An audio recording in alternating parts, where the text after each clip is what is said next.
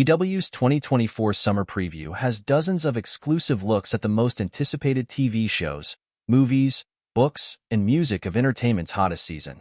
Continue to visit EW.com throughout May for more previews of what you'll be watching, reading, and listening to in the months to come.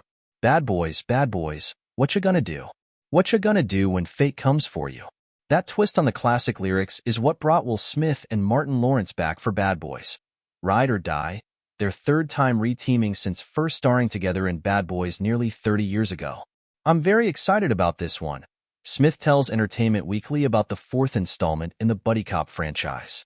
We want it to feel nostalgic, but we also want the characters to be experiencing things that are age-appropriate and experience-appropriate. It's a challenge to keep it fun and keep it exciting and make sure that the popcorn part is enjoyable, but also letting it be gourmet popcorn. It is popcorn, but it's definitely got some special sauce on it.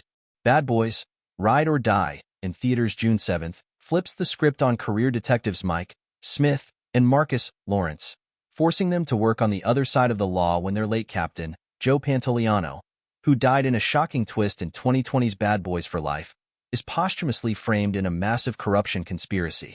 The duo must go on the run to clear his name and legacy, as well as their own reputations, and Smith promises it's what a summer movie is supposed to be. That's the thing that is important in making another one. It has to have an emotional base that is interesting and riveting, not just trying to blow some stuff up, Smith explains. At this point in my life, I need the movies to be about something. Part of why Bad Boys works for people is at the heart of it is friendship. At the heart of it is love. At the heart of it is a relationship, and it's the kind of relationship that we all wish we had. Somebody that will ride or die with us and for us. But 3 decades later, that friendship has to evolve. We're trying to expand on what that would mean at this age when people start growing apart and they start wanting different things, Smith says. You've got 30 years worth of friendship that, for me, it is important in these movies that it gets jeopardized and there is some part of it that has a deeper idea about life, about love, about friendship, about fear.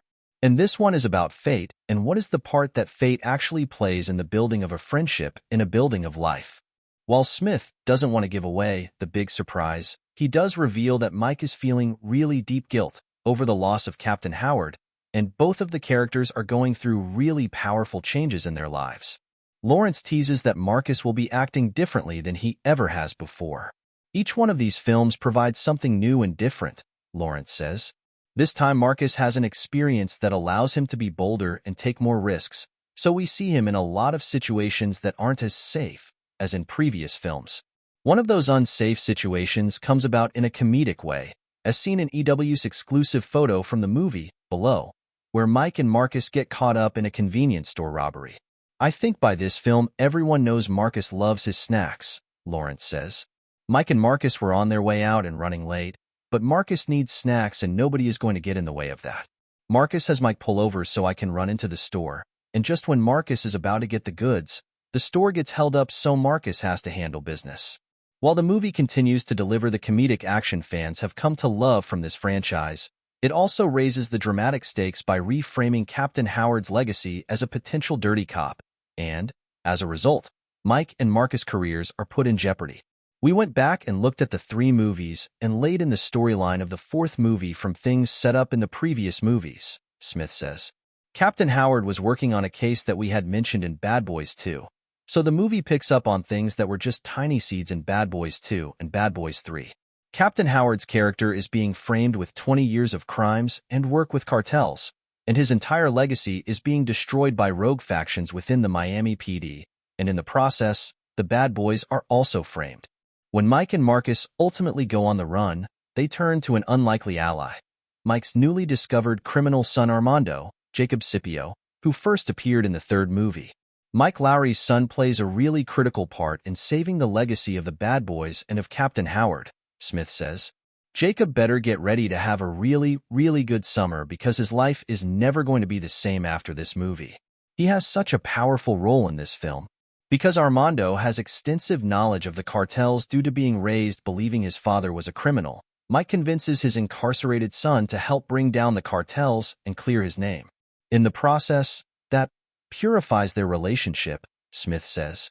Mike is trying to repair his past with his son and the loss of the captain, and there's even a sense that Mike has that he might be cursed. He says, "Badass happens to everybody I love," and it's part of why he's had a difficult time having any love and any friendships other than Marcus. So this is about him trying to develop a ride or die relationship with his son too. With so many emotional stakes on the line for their characters and the franchise as a whole, Smith and Lawrence are relieved that they were able to finish filming this movie despite multiple production delays. "We started making this movie prior to both the writer's strike and the actor's strike, and we didn't know if we were going to be shut down full-time and when," Lawrence says. "Once we were shut down and came home, we didn't know when we were going back. It was great to finally finish this film and get it to the fans. What you have here in this film is a true labor of love.